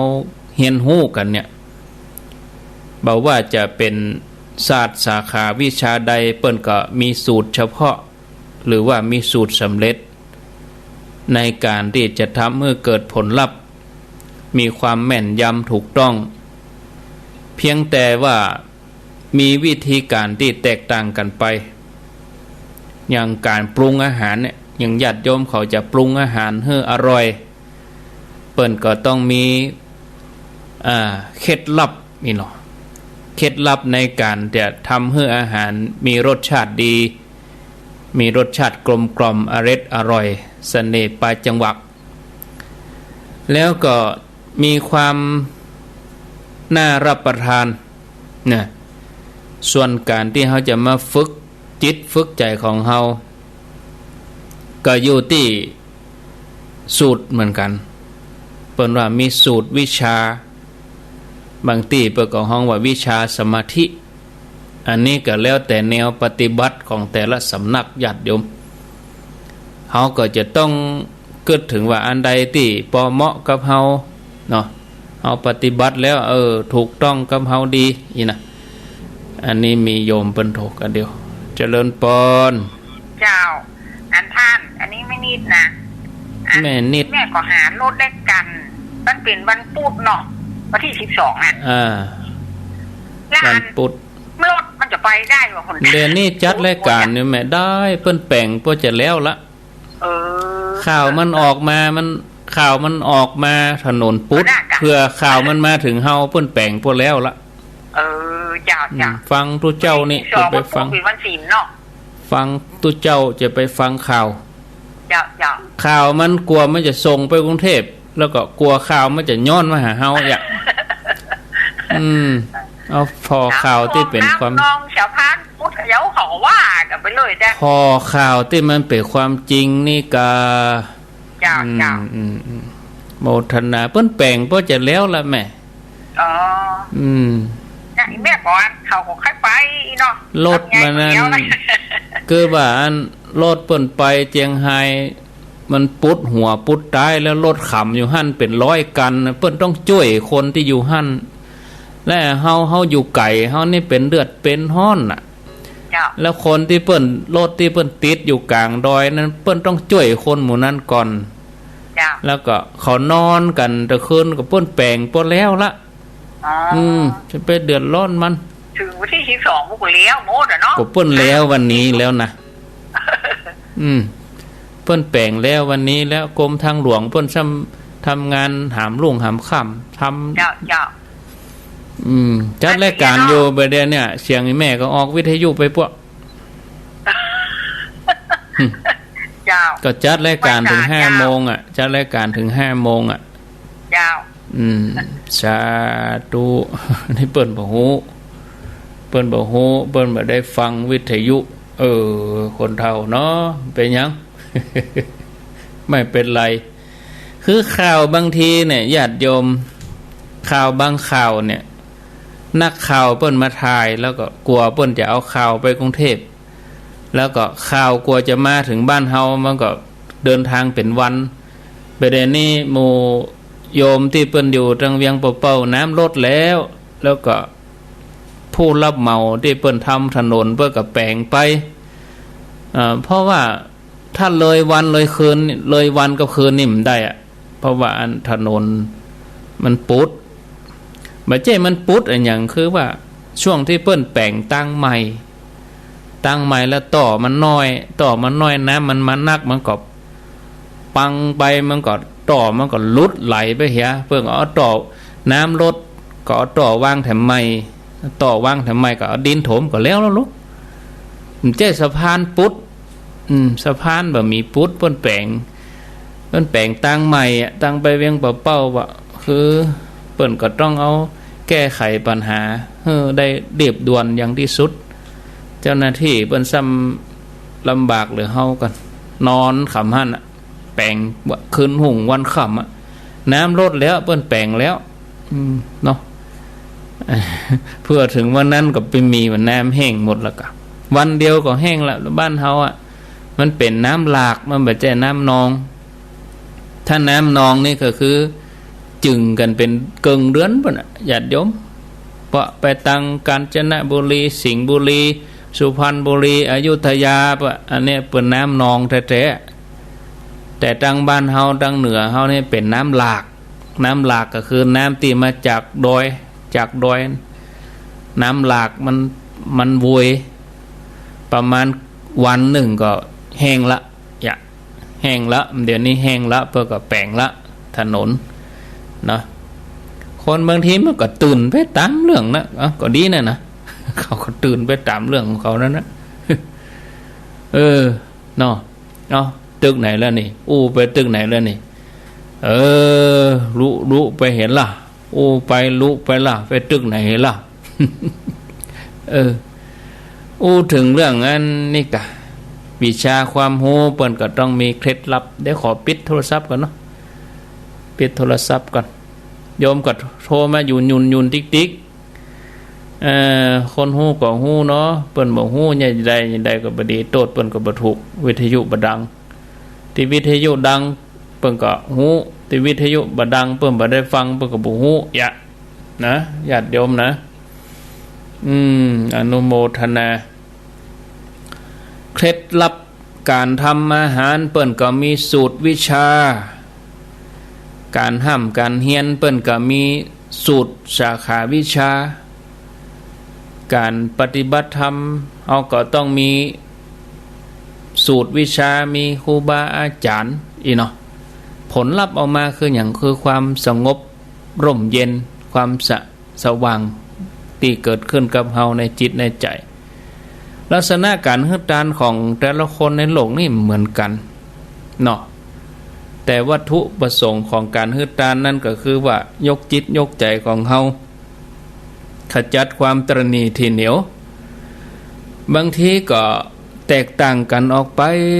ขึ้นอยู่กับแต่ละคนแต่ละท่านที่ได้รับการปลูกฝังมาหรือว่าได้รับการอบรมบ่มสอนมาจากครอบครัวมาอย่างใดโดยเฉพาะคนเฮาในยุคปัจจุบันเนี่ยศรัทธาญาติโยมที่เต็มไปด้วยการต่อสู้การแข่งขันกันเนาะเพื่อเอาตัวรอดวิถีชีวิตของบางท่านก็เหินห่างจากพระศาสนาไปพ่องเหินห่างไปจากการศีลธรรมกรรมฐานไปพ่องเหินห่างไปจากการศึกษาความเป็นจริงของชีวิตบ่ได้รู้เรื่องเกี่ยวกับชีวิตในปรโลกกึดแต่เพียงจะเอาตัวรอดไปวันๆแล้วก็บ่ได้สร้างหลักประกันชีวิตให้เกิดขึ้นในปรโลก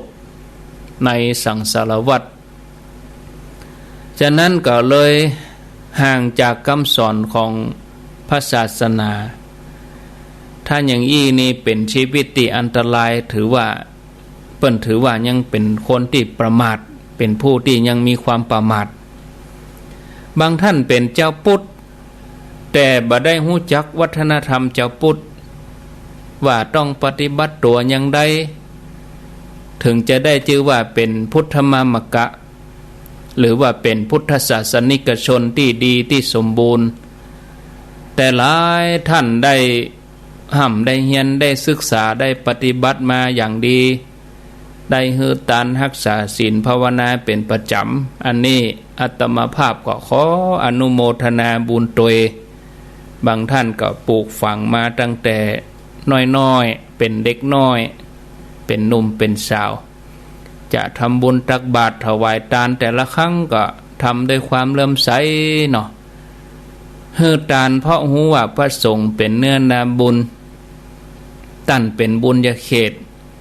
เป็นที่มาแห่งบุญของหมู่เฮาทั้งหลายเพื่อจะชำระกายวาจาใจให้สะอาดบริสุทธิ์นอกจากนี้ญาติโยมบางท่านก็ยังมีความเข้าใจในหลักทำบุญนักขึ้น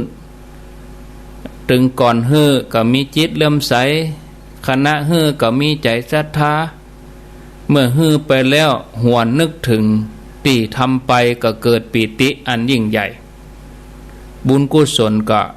เกิดขึ้นได้3ระยะเนี่ยเฮามาพอลักษณะการฮือทานของนักปราชญ์บัณฑิตทั้งหลายว่าเปิ้นเนี่ยกันยังได้พ่องในขณะที่ฮือทานท่านจะฮือโดยความศรัทธาบ่ได้ฮือทานเพราะหันแก่หน้าหรือว่าถูกบังคับหรือว่าจำใจฮือจำใจยอมเปิ้นจะฮือทานด้วยความเคารพมีความนอบนบฮือทานบ่มีความอหังการว่าอันนี้เป็นทรัพย์ของเฮาเพราะฉะนั้นผู้ที่มารับบริจาคที่มารับจากเฮาเนี่ยเฮาจะต้องขอบคุณเปิ้นเนาะที่เปิ้นมารับเปิ้นมาให้โอกาสเฮาได้บุญญาติโยมท่านทั้งหลายนักปราชญ์หรือว่าสัตบุรุษเปิ้นจะให้ทานในกาลอันควรเปิ้นก็จะดูจังหวะเวลาที่เหมาะสมว่าช่วงไหนจะถวายภัตตาหารช่วงไหนจะถวายน้ำปานะ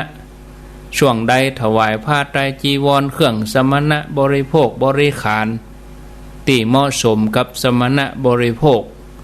อันนี้เปิ้นจะฮือทานโดยจิตติอนุเคราะห์บ่ได้ฮือทานมุ่งไปเพื่อความอยากเด่นอยากดังอะหยังแต่อยากจะได้บุญเป็นหลักประการสุดท้ายก็คือนักปราชญ์บัณฑิตทั้งหลายฮือทานโดยที่บ่กระทบตนเองบ่กระทบผู้อื่นคือตัวเองก็บ่เดือดร้อนเพราะฮือแล้ว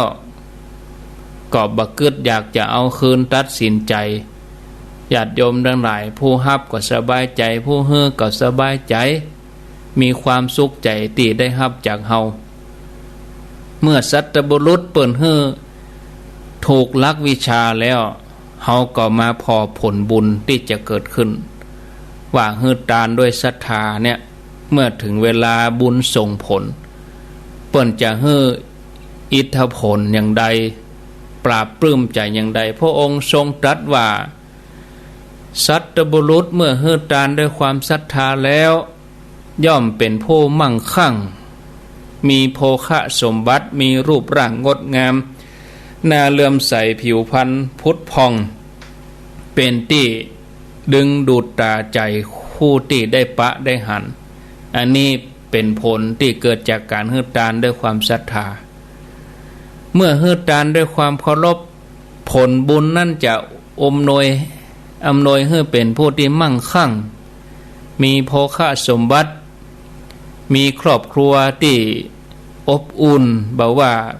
จะบุตรภรรยาสามีข้าทาสกองทัพใจบริวารคนงานก็จะเชื่อฟังด้วยความตั้งใจเคารพสามีภรรยาก็บ่มีความนอกใจซึ่งกันและกันเลี้ยงข้าทาสบริวารก็บ่คดโกงดูแลทรัพย์ของเจ้านายเหมือนเป็นของตัวเองอันนี้ส่งที่ฮือตามถูกกาลเทศะก็จะทำให้เป็นผู้ที่มั่งคั่งโดยโภคะสมบัติปรารถนาสิ่งใดก็สำเร็จเป็นผู้ที่บ่ขาดตกบกพร่องจิตใจอิ่มเอิบในสมบัติที่ตัวเองได้ตลอดมาด้วยความบริสุทธิ์ ด้วยน้ำพักน้ำแรงด้วยความคิดความอ่านด้วยหยาดเหงื่อแรงงานด้วยมันสมองก็ทำให้มีโภคสมบัติเป็นผู้ที่มีจิตใจน้อมไปตั้งบุญกุศลแม้ไปสถานที่ใดบอกว่าไกลว่าใกล้ก็มีคนรู้จักมีคนต้อนรับอย่างดีเสมือนว่าได้ต้อนรับญาติอันผู้ใหญ่ญาติอันเป็นที่ฮักบ่เจ้าแต่นั้นก็ยังเป็นที่ฮักของมนุษย์และเทวดาทั้งหลายประการสุดท้ายอานิสงส์ที่ฮือตานบ่กระทบตนบ่กระทบผู้อื่นก็จะทำให้สมบัติบังเกิดขึ้นได้ง่ายอันตรายใดๆบ่มากำกายตั้งแต่อัคคีภัยโจรภัยอุทกภัยราชภัยหรือว่าภัยจากคนที่บ่ชอบเฮาภัยจากคนที่บ่ฮักเฮาเนี่ยภัยเกิดจากทายาทก็จะบ่มีบ่เกิดจะได้รับการปกป้องคุ้มครองจากมนุษย์และเทวดาตั้งหลายมีคนปกป้องคุ้มครองมีคนคอยบอกมีคนคอยกล่าวอธิบายชี้แจงเป็นคนที่มีคนเข้าใจแล้วก็เป็นคนที่มีความเกษมสำราญในทุกสถานที่อย่าอยู่ที่ไหนก็มีความสุขสัตย์ดีโชคดีมีใจนำความสุขความเจริญมาสู่สถานที่นั้นคนรอบข้างเข้าหาก็รู้สึกว่าจุ่มตาเย็นใจอันนี้เป็นเพียงอานิสงส์ย่อๆของการเฮือตานที่ถูกลักวิชาในสมัยพุทธกาลมีตานะบดีหลายท่านที่เปิ่นมันทำบุญเฮือตานมีพระพุทธเจ้าเป็นประธานได้ทำหน้าที่เป็นกองเสบียงเนาะศรัทธาญาติโยมจนได้รับกรรมยกย่องจากพระพุทธเจ้าอย่างกับเจ้าสักกัญญะชื่อว่ามหานามะเนี่ยอันนี้ได้รับการยกย่องว่าเลิศกว่าอุบาสกทั้งหลายผู้ทานอันปราณีตคือทานด้วยความเคารพฝ่ายแม่หญิงที่เป็นกองเสบียงที่เฮาทั้งหลายฮู้จักชื่อเสียงกันคุ้นเคยกันดีอันนั้นก็คือมหาอุบาสิกาวิสาขาเนาะเป็นผู้ที่เลิศในการถวายทานส่วนชีวิตในสังสารวัฏของท่านก็มีความพิเศษก็คือเปิ้นผ่านการถวายสังฆทานมีพระพุทธเจ้าหลายพระองค์ผ่านมาได้คบหาคนดีอานิสงส์หมดเนี่ยทำให้เปิ้นเวียนตายเวียนเกิดในสองภพสองภูมิต่ออันคือสวรรค์กับมนุษย์มาอย่างอี้ตลอดแม้ว่าท่านจะยินดีในความเป็นแม่หญิงแต่ก็ได้เป็นพระธิดาของพระราชาเป็นอัครมเหสีได้เป็นลูกสาวของมเหสีชีวิตบ่ตกต่ำบ่มีลุ่มดอนก็ไปเกิดในสวรรค์ก็ได้เป็นเจ้าของวิมานอันเป็นทิพย์บ่ได้เป็นบริวารของไผในภพนี้ชาตินี้เมื่อละจากโลกไปแล้วก็อุบัติเกิดขึ้นเป็นเทพนารีวิสาขาเป็นอัครมเหสีของเจ้าสุนิมิตะเทวราชอยู่ในสวรรค์บุญท่านผู้ฟังญาติโยมเขาจะหันว่าเวลาเขาทานก็ถูกลักวิชาก็จะนำพาชีวิตเขาไปสู่ความเจริญรุ่งเรืองแม้เวียนว่ายตายเกิดในสังสารวัฏเขาก็จะปลอดภัยมีความสุขใจทุกภพทุกชาติหมู่เฮาเจ้าข้าศรัทธาทั้งหลายส่วนใหญ่เฮาจะคุ้นเคยกับการเฮือตานมาตั้งแต่น้อยแต่เฮือสังเกตพอตัวเก่าว่าที่ผ่านมานั่นเฮาได้เฮือตานถูกลักวิชา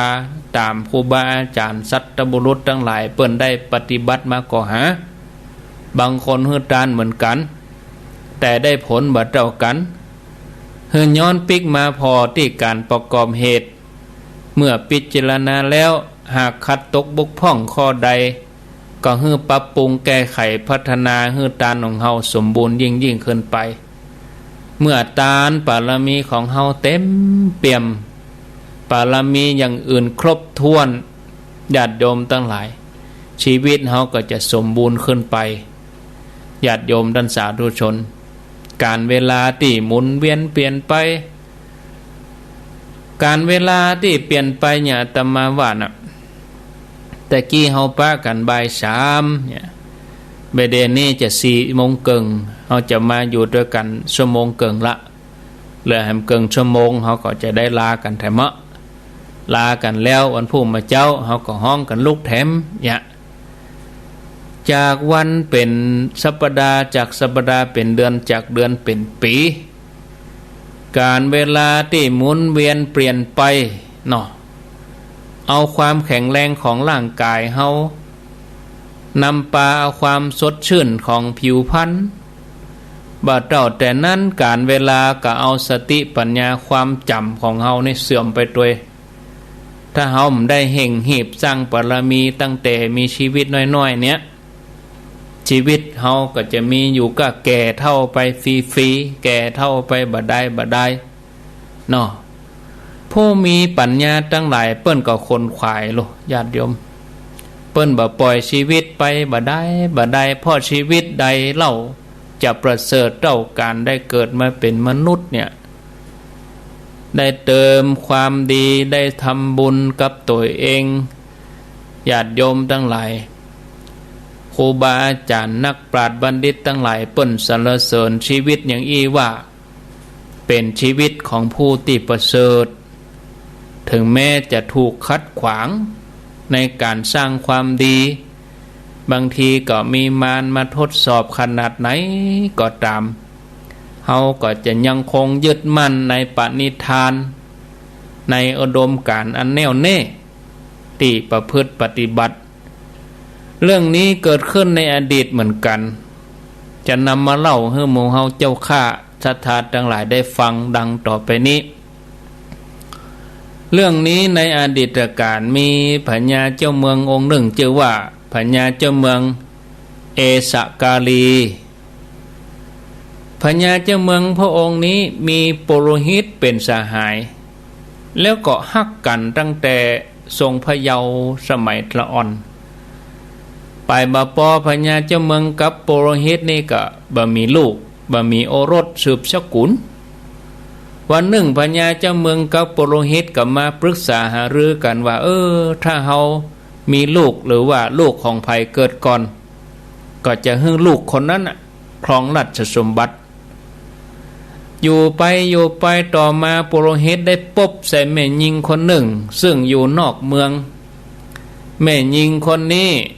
มีลูกถึง7 คนลูกของแม่หญิงคนนี้เนี่ยญาติโยมทุกคนนี่บ่มีโรคภัยไข้เจ็บอันหยังบ่มีโรคภัยไข้เจ็บอันหยังมาเบียดเบียนปุโรหิตก็เลยถามแม่หญิงคนนี้ถึงสาเหตุเธอก็บ่ฮู้จะตอบอย่างใดก็เหลือบตาไปหันใส่ต้นไทรต้นหนึ่งก็เลยตอบว่าก็ไปบวงสรวงขอลูกกับเทวดาที่สิงสถิตอยู่ต้นไทรนี้ปุโรหิตก็เลยเดินตรงไปที่ต้นไทรไปกำกิ่งไทรเขย่าแล้วก็ขู่ลูกคเทวดาขู่เทวดาถ้าบ่ยอมฮื้อโอรสพระราชาจากนี้ไปแถม7 วันจะเอาคนมาตัดมาฟันต้นไทรนี้หมดเลยปุโรหิตอู้ไปตัวขู่ไปตัวตึงวันเมื่อถึงวันที่6ก็มาขู่แถมเป็นจะได้ลูกกับเทวดาเหลือเวลาแถมวันเดียวเนอะถ้าว่าบ่ฮื้อลูกพ่อรถเนี่ยโดนตัดแน่เห็นเนาะวันพุกจะเอาคนมาตัดละลูกเทวดาที่อยู่ในต้นไทรกลัวว่าจะบ่มีที่อยู่ฮ้อนแล้วนะกันนี่ก็ไปหาพญาอินทร์ไปหาที่อยู่ของเท้าเวสสุวรรณตัวไปหาเท้าทัตตลัทธะไปหาวิทยาธรไปหาเท้าวิรูปักษ์ไปหาเท้าทั้ง4อีกเนาะขอร้องเท้าทั้ง4มาช่วยฆ่ากรรมเท้าทั้ง4ปฏิเสธบ่สามารถช่วยได้บ่ว่าจะเท้าเวสสุวรรณทัตตลัทธะวิรูหกไผก็บ่สามารถจะช่วยเทวดาตัวนี้ได้ในที่สุดเข้าหาพระอินทร์ พระอินทร์ก็พิจารณาตรวจโดยตาทิพย์ก็หันเทวบุตร4 ตนจะหมดอายุไขในสวรรค์จะดีลงมาโลกมนุษย์แล้วพญาอินทร์เปิ้นก็เลยมีพระบัญชาให้เทวบุตร4 ตนลงมาเกิดในเมืองมนุษย์เทวบุตรถึง4 ตนนั่นเมื่อได้ฟังเทวบัญชาจากพญาอินทร์ต่างก็ปากันกราบทูลว่าบ่ขอไปเกิดในตระกูลพญาเจ้าเมืองแต่ขอไปเกิดในตระกูลปุโรหิตขอไปเกิดบ้านปุโรหิตเพื่อจะได้ออกบวชสะดวกขึ้นถ้าว่าไปเกิดในเมืองในวังก็บ่ได้บวชละจะได้เป็นพญาเจ้าเมืองธรรมะต้องมาเจ้าปุโรหิตก็สั่งราชบุรุษให้ไปตัดต้นไทรเทวดาก็เข้าใจแห้งออกมาปรากฏแล้วก็อู้ด้วยเสียงไพเราะว่าท่านปุโรหิตลูกคนเดียวจะเป็นอย่างใดไปเฮาจะส่งมา4 คนเนอะส่งมาฮื้อ4แต่บุตรหมู่นี้บ่ปรารถนาที่จะครองราชสมบัติเขาปรารถนาจะออกบวชหมดเลยปุโรหิตก็ดีใจที่จะได้ลูกก็ได้ล้มเลิกความคิดที่จะตัดต้นไทรนี่หลังจากนั้นเทวบุตรทั้ง4ก็จุติจากสวรรค์มาปฏิสนธิมาเกิดตามลำดับจุติแปลว่าตายจากสวรรค์ปฏิสนธิคือลงมาเกิดปุโรหิตก็ตั้งชื่อลูกคนแรกว่าหัตถิปละหัตถิเขามอบหมายให้เป็นควานจ้างเนาะให้ควานจ้างเลี้ยงเพื่อบ่ให้ได้ออกบวชอีนะคนที่2ก็ตั้งชื่อว่าอัสสะปะละแปลว่าม้าอันนี้ให้คนเลี้ยงม้าไปเลี้ยงเพื่อป้องกันบ่ให้บวชส่วนลูกคนที่3ชื่อว่าโคปะละก็คือเอาให้คนเลี้ยงงัวไปพอไปเลี้ยงคนที่4ชื่อว่าอัชชะปะละคนเลี้ยงแปะจ้างม้างัวแปะไป4 คนนี่เอาไปเลี้ยงเนาะให้ไปดูแลลูกของปุโรหิตก็ได้นิมนต์นักบวชถึงหมดน่ะพระสงฆ์องค์เนนสมณะจีพราหมณ์ออกบวชไผบวชมาเพื่อเอาไปออกไปนอกเมืองหมดเนาะบ่เฮือได้หันพระหันเนนถ้าลูกได้หันพระหันเนนก็จะใครบวชธรรมะอย่างฤาษีกานักบวชกายับขนออกไปออกจากนอกวังนอกแคว้นนอกเมืองหมดเลยเพื่อบ่เฮือลูกตัวเก่าได้หันพระหันเนนบ่เฮือได้หันสมณะจีพราหมณ์กลัวจะออกบวชตัวอย่างต่อมาเมื่อถึง4ใหญ่มาเป็นหนุ่มพญาเจ้าเมืองกับปุโรหิตใครทดสอบว่าเมื่อถึง4มีใจลิงลู่ไปจะบวชจะรู้สึกจะใดถึง2ก็เลยปลอมตัวเป็นฤาษีถึงพญาเจ้าเมืองกับปุโรหิตเนี่ยปลอมตัวเป็นพระฤาษีเดินเข้าไปตีโฮงจ้างทันทีที่ลูกที่ชื่อว่าหัตถิปละอยู่กับควานจ้างหันเข้าใส่เกิดความเริ่มใสมาไหว้แล้วก็เอาของมีค่ามาให้พระฤาษีบอกฮู้ว่านี่เป็นตัวปลอมบอกฮู้ว่าเป็นป่อกับพญาเจ้าเมืองขอบวชธรรมะก็เลยจำเป็นต้องแสดงตัวว่าอันนี้เป็นพระราชากับปุโรหิตผู้เป็นบิดาของหัตถิปละแล้วก็แนะนำให้ไปศึกษาห้ำเฮียนเพื่อจะสืบราชสมบัติต่อไปแต่หัตถิปละปฏิเสธด้วยเหตุผลว่าวิชาตั้งโลกเป็นของบ่จริงลาภสักการะทั้งหลายเป็นของบ่เที่ยงสัตบุรุษทั้งหลายเปิ้นบ่ได้สรรเสริญการยึดมั่นถือมั่นเพื่อความหลุดพ้นนั้นมันบ่มีพญาเจ้าเมืองอ้อนวอนให้เขาครองราชสมบัติแต่บ่เป็นผลก็เลยไปหาลูกคนที่2ที่3ที่4เอาไปเอามาตึง4มีใจใครบวชเห็นแล้วนั่นบุตรตึง4ก็บอกว่าข้าแด่มหาราชเจ้า หมู่ข้าพระองค์ปรารถนาจะบวชเหมือนแล้วเมื่อพิจารณาการบวชเนี่ยนะก็จะทำคุณงามความดีก็ขอบัพพัดวันประกันพรุ่งตกลงแล้วนี่นะศรัทธาญาติโยมทั้งหลายทีนี้ลูกคนละอันเป็นลูกของปุโรหิตชื่อว่าอาชาปะละที่มอบหมายให้คนเลี้ยงแปะไปเลี้ยงมีจิตใจเด็ดเดียวเกินวัยก็มากล่าวเตือนพญาเจ้าเมืองก็ป่อว่าธรรมดาสัตว์ทั้งหลายย่อมตายไปในวัยเด็กก็มีวัยแก่ก็มี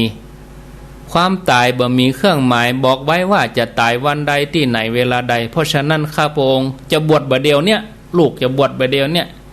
จากนั้นถึง4 ปีน้องก็พร้อมใจกันออกบวชเสียตกมาเจ้าพราหมณ์ปุโรหิตคิดว่าถึงหมดลูกเฮาบวชแล้วเฮาอยู่ไปก็เหมือนต่อไม้ตีด้วนบ่มียอดก็เลยจวนภรรยาพญาเจ้าเมืองมเหสีออกบวชไปเห็นหมดแม้แต่ข้าทาสบริวารก็ปากันบวชบ่เว้นแม้แต่คนเดียวหัตถิปละกุมารเมื่อออกบวชแล้วปั่มเป่งปรมีก็ได้บรรลุฌานสมาบัติเอวสั่งสอนบริวารไปยาวไกลถึง12 โยชน์ถึงป่อถึงแม่ถึงพญาเจ้าเมืองมเหสีต่างก็ได้เข้าถึงฌานสมาบัติบำเพ็ญสมณธรรมอยู่ในป่าหิมพานต์แม้แต่พญาเจ้าเมืองต่างๆฮู้ข่าวต่างพร้อมใจกันยกขโยงกันมาบวชแห่ม6 เมืองเมื่อบวชแล้วต่างก็เป็นผู้ตั้งอยู่ในความประมาทปฏิบัติธรรมจนบรรลุฌานเมื่อละจากโลกไปแล้วถึงหมดก็ไปเกิดในพรหมโลกญาติโยมท่านทั้งหลายครูบาอาจารย์บัณฑิตนักปราชญ์ในการก่อนล้วนเป็นผู้ที่บ่ประมาทในชีวิตเพราะเปิ้นหันคุณค่าของการเวลาว่าเฮาอยู่ในโลกนี้มีเวลาอยู่อย่างจำกัดจากวันเป็นเดือนจากเดือนเป็นปีกำเดียวก็ดีเซาะเข้าแรงกะเดียวก็ดีเซาะเข้าไงรับตื่นเดียวก็แจ้งแล้วเดียวก็ค่ำเฮาขใจเห่งคนขวายทำคุณงามความดีกันเสียตั้งแต่บัดเดี๋ยวนี้ผ่านมาเข้าพรรษาจะได้เดือนแล้วพ่องย่ำไปวัดสักศีลพ่องไปเหียศีลเดียวเข้าพรรษาจะได้เดือนแล้วเนอะศรัทธาญาติโยมขใจเห็นเนอะเห่งคนขวายเฮาจะไปฮู้จะได้ว่าวันพุธจะได้หันตะวันก็เสียมันมืดอย่างวันนี้แห่งวันค่ำเนี่ยจะได้ตะวันเฮาก็มีโอกาสได้หันเฮาต้องต่างปากันนะญาติโยมบ่ยอมที่จะให้อุปสรรคอันใดมาขัดขวางนะเฮาจะต้องจัดสรรปันเวลาให้ตัวเองเมื่อไปวัดบ่สะดวกเฮาก็ปฏิบัติที่บ้านได้ก่อนนอนอย่างเตี่ยตมาเชิญชวนญาติโยมว่าปฏิบัติที่บ้านก็ได้บ่ใจบ่เอาอย่างเฮ็ดซักอย่างพอทีวีเฮาเสียเวลาไปเป็นหู้ชั่วโมงทีวี1เปียงสายตา2เปียงไฟ3เสียงสุขภาพจิตพอข่าวแล้วก็บ่ม่วนพอข่าวเศร้าก็อินดูเปิ้นพอข่าวคนนั่นคนนี้บางทีก็ถูกอิจฉาเข้ามาครอบงำสู้อยู่กับตัวเก่าเฮาบ่ได้ญาติโยมมันไหว้พระสวดมนต์ไปประพฤติปฏิบัติไปเนี่ยสะสมไปวันละเล็กละน้อยดีกว่าบ่ทำอันอย่างเห็นเลยเนาะเนี่ยญาติโยมเมื่อเฮาทำอย่างนี้ได้ชีวิตเฮาก็จะเข้าถึงพระรัตนตรัยเฮาไม่ได้ว่าบ่ได้ว่าพุทธังสรณังธัมมังสรณังสังฆังสรณังขอพระพุทธพระธรรมพระสงฆ์เป็นสรณะเป็นที่เปิ่งเฮาไม่ได้ว่าบ่ได้เฮาต้องปฏิบัติด้วยเป็นที่เปิ่งอย่างใดญาติโยมนะถ้าเฮาได้ที่เปิ่งแล้วเฮาก็จะมีชีวิตที่ปลอดภัยถึงโลกนี้โลกหน้านะศรัทธาญาติโยมท่านทั้งหลายฝากไว้16:40 นาทีบัดเดี๋ยวนี้ข้างแหม20 นาทีโอ้กันไปก็ม่วนไปเนาะญาติโยม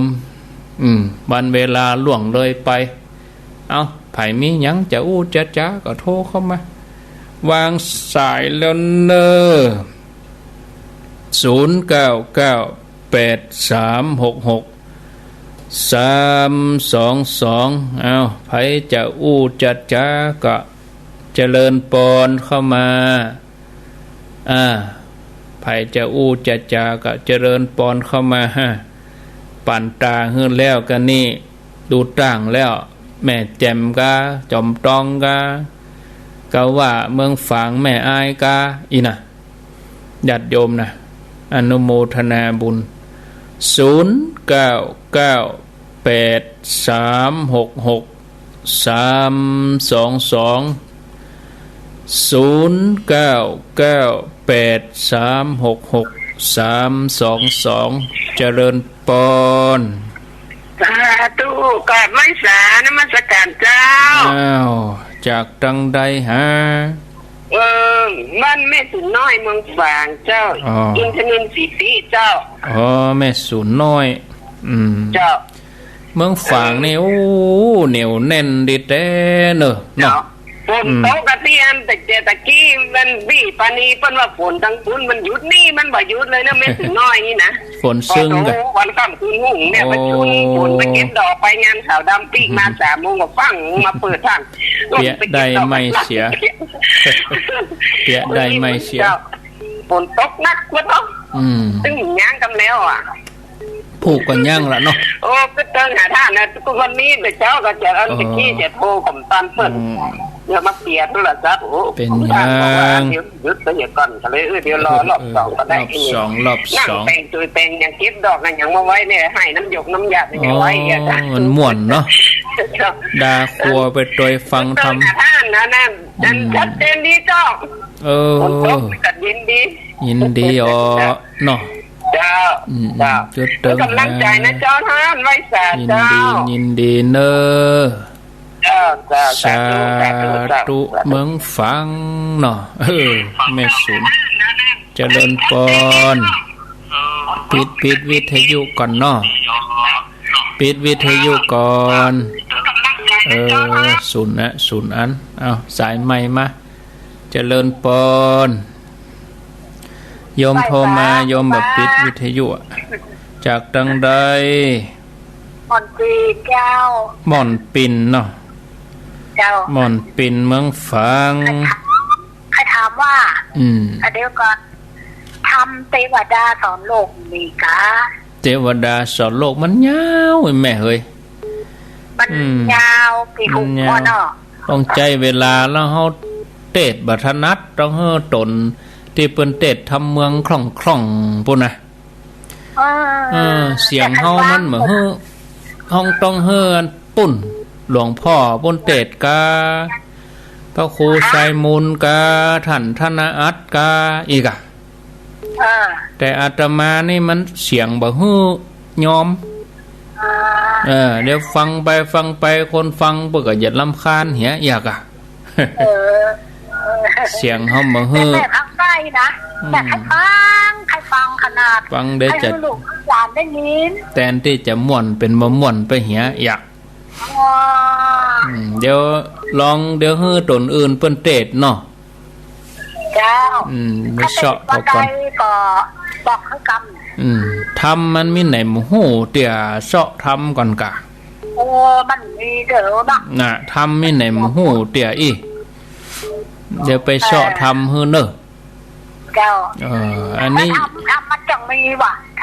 ก็เหมือนเคยผ่านตานะเหมือนเคยผ่านตาอยู่ฟังกันตลอดเนาะโมทนาเนอสาธุม่อนปิ่นเมืองฟางเจริญปอนนมัสการเจ้าหลังการให้สาวเจ้ามแม่สาวเจ้าว่าจะได้นี่ก็จะไปจังไห้แล้วจะไปฟังสติสถานีแม่จันกับอันแม่สายจะต้องไม่คืนได้หมูนะต้องไม่คืนก่อนนะเมื่อคืน7 โมงถึง4 โมงใจใหญ่2 ทุ่มกะ 2 ทุ่มแม่วันบะหมี่แม่วันบะหมี่มีกะเมื่อคืนอ๋อ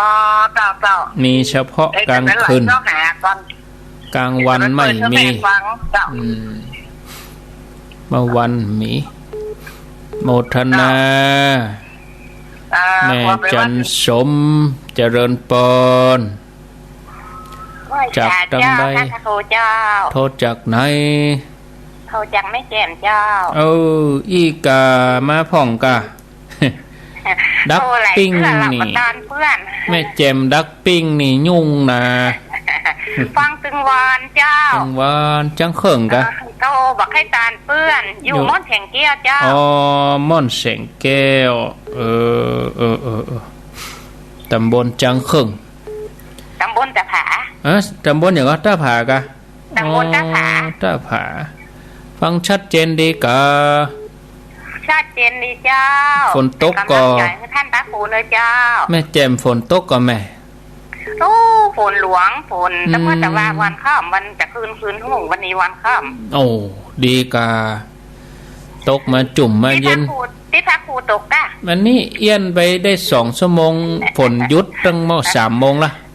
จุ่มเย็นเนาะจุ่มเย็นดีแม่จุ่มเย็นยินดีเนอะเจ้าไว้แต่เจ้ามันโทรหากันพ่องนะหมู่ศรัทธาแม่แจ่มนะมันโทรหากันพ้อง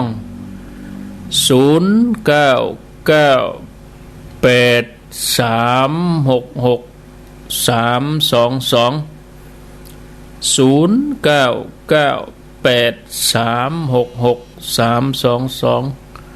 เจริญปอนโทรจากดังใด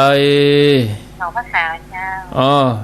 อีกะโทรมาของกาสายใกล้สายหิมเนี่ยวันนี้อยู่บ้านแล้วก็ไม่ค่อยสบายเลยเมื่อยกะสาบฝนหน่อยแม่หลวงมัน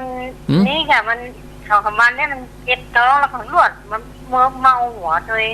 มันได้ไปวัดแล้วได้นอนบ้านจะรอมันหายดีๆกะเนาะหายดีๆก่อนเดี๋ยวนี้ได้ยินทีกันนี่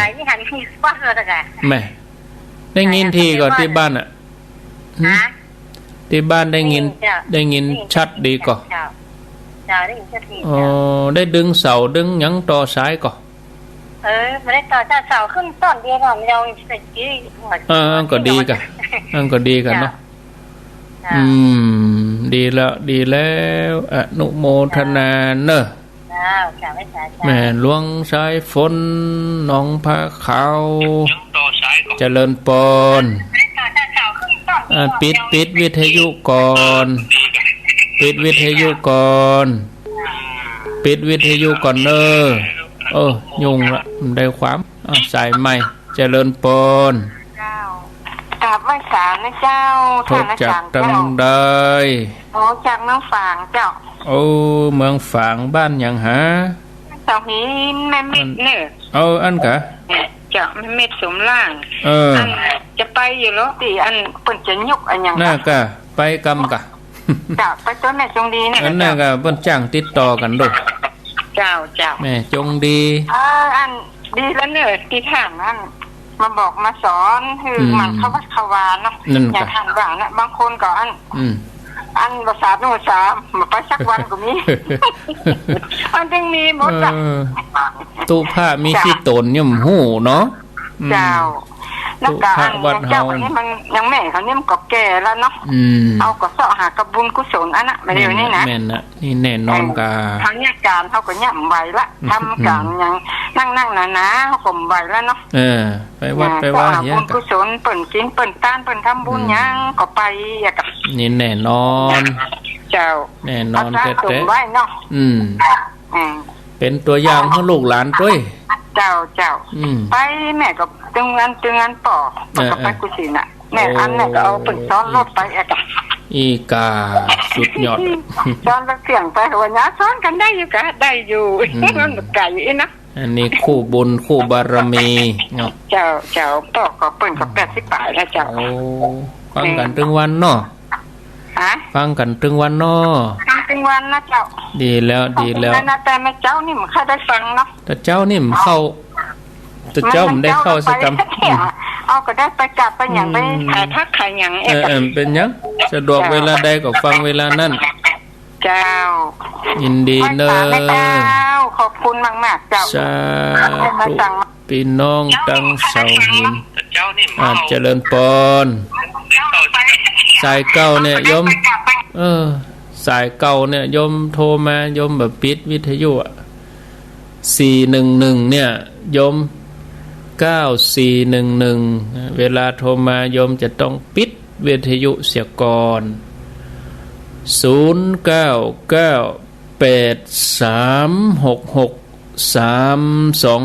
เอาว่างแล้วคำนี้ตะกี้นี่โยนกันตัดโยนกันนี่ก็โทรมา0998366322ไผมีหยังจะอู้จะจ๋าก็โทรเข้ามาแจ้งผลการรับฟังก็ได้ถามปัญหาก็ได้ก็ว่าจะแลกเปลี่ยนเฮียนฮู้อันใดครั้งแห่ง10ครั้งแห่ง8นาทีเดี๋ยวนี้4:52 นาทีรับสายเจริญปอนเจ้าไม่สาเจ้าจากตังใดแจงหัวลินเมืองฝางเจ้าแจงหัวลินเมืองฝางนี่แน่นหนารู้วันนี้แต่เจ้ามีเมืองฝางแม่แจ่มไปไหนฝนก็ตกกำลังคืมๆมาเนี่ยมันแล้วดูเปิ้นเนาะแม่เนาะเจ้าหน้าเปิ้นก็เปิ้งดีนะฝนตกกลางวาสานะเนาะเจ้าเปิ้งดีเปิ้งดีน่ะฝนตกกลางวาสาเปิ้งดีแม่คือตะวันตื่นของเนี่ยว่าตัดฮ้อนของฮ้อนแต่นะเจ้าอวมแต่เป็นว่าไม่รอตกกว่าเจ้าอันหยุดเมื่อ 3:00 นแล้วแม่แม่เดนเนี่ยถนนถนนแห้งแล้วนะโดยรอนี่หมายถึงที่วัดนี่นะที่วัดนี่ถนนแห้งละตัวนอนถนนแห้งหมดแล้วบ่ฝนเอี้ยนละยัดเจ้าฟังจริงวะจึงมาเจ้าแมลงดีแล้วก็เจ้าม่วนอกม่วนใจเนาะเจ้าม่วนอกม่วนใจดีแล้วก็ยินดีนักๆเนอเจ้าไว้สาเจ้าสาธุดีละเปิ้นโทรมาเอาแล้วเนาะเอาฝากไว้ตะอี้ก่อนบ่เนาะรับสายกันเดียวอาตมาก็มีธุระน้อยวันนี้วันโกนก็จะโกนผมกะโป่งผมโกนผมมันผูกก็ลงโบสถลงบทลงหยังกะพระเปิ้นฟังปาติโมกข์มันผูกมาตอนมาก็ฟังธรรมมาค่ำก็ทำวัดกิจกรรมมันผูกก็วันค่ำเนาะศรัทธาเนาะเจ้าพุทธเฮานะพอเวลาแล้วคงก็ลากันไว้เต้าอี้ก่อนขอบคุณเนอะญาติโยมทั้งหลายขอบคุณทุกคลื่นทุกสถานีรายการต่อไปก็ฟังธรรมะกันไปแถมตลอดวันค่ำอีนะจกดีมีใจเป็นของศรัทธาญาติโยมท่านผู้ฟังทุกคนทุกท่านอายุวันโนสุขังปลัง